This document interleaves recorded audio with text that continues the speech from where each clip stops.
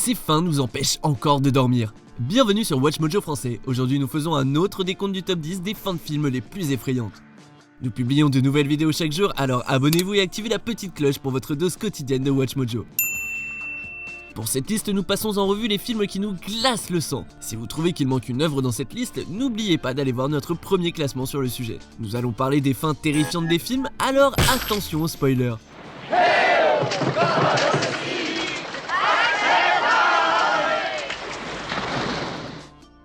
Numéro 10, Paranormal Activity.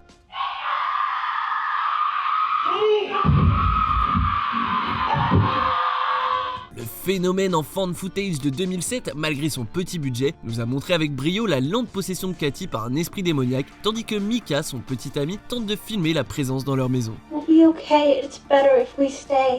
À la fin du film, le démon parvient finalement à prendre le contrôle de Cathy et attire Micah hors du lit après ses facéties nocturnes habituelles. Le public ne voit que ce que montre la caméra immobile, à savoir le couloir sombre, tandis que l'on entend les cris de Micah en bas des escaliers. Puis, silence, et après un moment tendu, le corps de Micah surgit de l'obscurité et atterrit sur la caméra, tandis que l'on aperçoit une Cathy couverte de sang qui se tient devant la porte. On en a des frissons. Numéro 9, Buried. Heureusement, on n'est pas claustrophobe. Ce film, avec Ryan Reynolds, parle d'un conducteur de camion américain en Irak qui est kidnappé et enterré vivant contre une rançon. Paul, le personnage de Reynolds, n'a droit qu'à un téléphone et quelques ressources tandis qu'il tente de survivre jusqu'à ce qu'il soit sauvé. À la fin du film, on pense qu'il va être délivré, mais on a tort. Le film s'achève sur l'équipe de sauvetage qui creuse au mauvais endroit tandis que le cercueil de Paul se remplit de sable et qu'il suffoque. On l'avait pas vu venir. I'm sorry, Paul. I'm so sorry. Numéro 8, Hérédité. Hérédité raconte l'histoire d'une mère et ses deux enfants après la mort de sa propre mère, qui était peut-être, voire certainement une sorcière. Après la mort choquante de la cadette de la famille, Charlie, au début du film, tout part en vrille. À la fin, Annie est possédée et un rituel païen permet d'invoquer un démon nommé Paimon. Les dernières minutes du film sont mouvementées et terrifiantes lorsque le fils d'Annie, Peter, tente de comprendre ce qui se passe avant qu'il ne meure et soit possédé par le démon. Puis le film se termine de façon abrupte tandis qu'il est acclamé en tant que roi démon. Numéro 7, Massacre au camp d'été. Yes, I've always dreamed of a little girl just like you.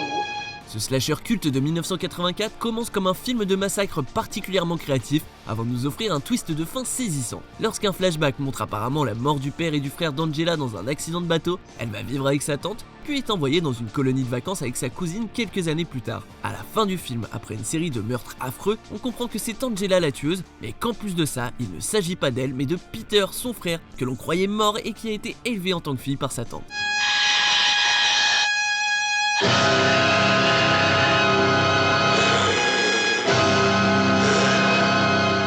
Numéro 6, le dieu d'osier. You came here to find Rowan Morrison, but it is we who have found you. Non, on ne parle pas du remake avec Nicolas Cage, on parle du film original. Le dieu d'osier suit un policier, Neil Howie, qui est envoyé sur une île écossaise isolée pour tenter de trouver une jeune fille disparue. Howie se retrouve impliqué dans la religion païenne de l'île et il découvre petit à petit que la jeune fille doit servir de sacrifice humain. Vers la fin du film, on apprend cependant qu'en fait, il s'agissait d'une ruse et que c'est Howie qui doit être sacrifié. Think what you're doing! Think! In the name of God, think what you're doing! Ce film d'horreur culte se termine lorsque Howie est brûlé vif dans un homme d'osier géant au moment où le soleil se couche.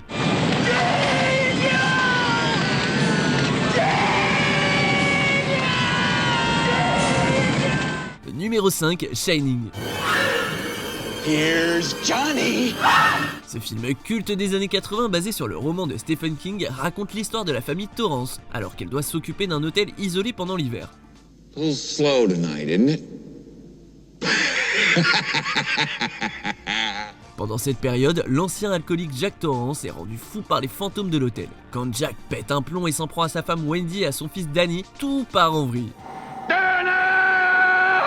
Jack traque Danny dans le labyrinthe géant enneigé de l'hôtel, mais son fils se montre plus malin et parvient à s'échapper avec sa mère, et Jack, lui, meurt de froid. Comme si ça ne suffisait pas, le film se termine avec une image glauque montrant Jack, qui a été adopté en tant que l'un des nombreux fantômes de l'hôtel.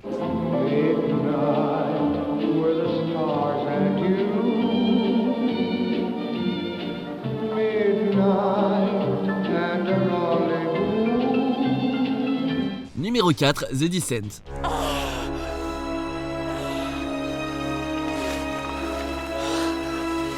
Ce film d'horreur anglais a terrifié le public lors de sa sortie en 2005. Lorsqu'un groupe d'amis qui s'éloignent décide d'aller faire de la spéléologie, elles sont confrontées à des créatures monstrueuses.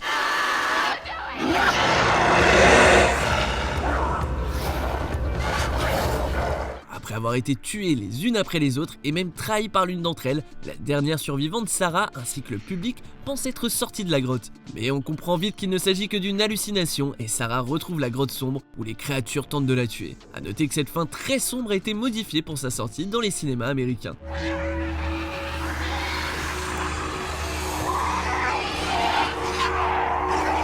Numéro 3, La Malédiction. Ce film cultissime des années 70 nous montre l'Antéchrist lui-même, qui a été adopté par le diplomate américain Robert Thorne peu de temps après la mort de son propre enfant. Le jeune Damien est élevé par l'ambassadeur et sa femme, incarnés par les acteurs aguerris Gregory Peck et Lee Remick. Lorsque Thorne comprend ce qu'est le petit, il est trop tard. Après avoir vu sa femme mourir et avoir compris que Damien était le fils de Satan, Thorne tente de l'emmener dans une église pour le tuer, mais il est arrêté par un policier qui y voit une tentative d'infanticide. Stop! Stop or I'll fire! Thorne est alors tué et Damien peut continuer à jouer son rôle d'Antéchrist. Numéro 2, Mulholland Drive. Le film dense et cauchemardesque de David Lynch a été qualifié de l'un des meilleurs films des années 2000, en partie grâce à cette terrifiante conclusion. Okay, now once you hand that over to me, it's a done deal. You sure you want this? Après avoir passé une bonne partie du film dans ce que le public a majoritairement interprété comme un rêve, Diane, une actrice incarnée par Naomi Watts, revient à sa vie dépourvue de succès, où elle a engagé un tueur pour éliminer son amant. Ou pas. À la fin du film, Diane est envahie de visions et de voix avant de se suicider. Si le film et sa fin sont ouverts à l'interprétation, on ne peut nier que Lynch parvient sans problème à instiller la terreur chez les spectateurs. Silencio. Avant de dévoiler notre vainqueur, voici quelques mentions honorables. Game over!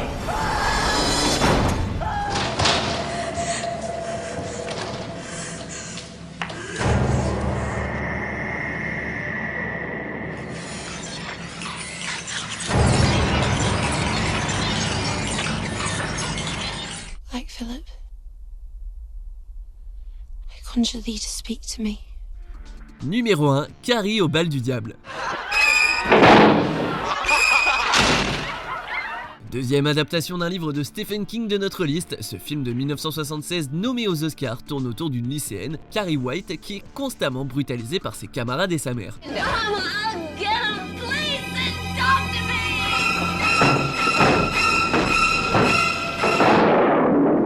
Elle est la cible d'une farce alors qu'elle gagne l'élection de reine du bal de promo, tout ça pour se faire asperger de sang de cochon. Elle libère alors ses pouvoirs télékinésiques sur les élèves et brûle totalement l'école avec tout le monde keblo à l'intérieur. Elle rentre ensuite pour se faire attaquer par sa mère qu'elle assassine avant de se donner la mort. À la fin du film, la seule élève qui a survécu, Sue, fait un affreux cauchemar dans lequel Carrie sort une main et l'attrape depuis sa tombe.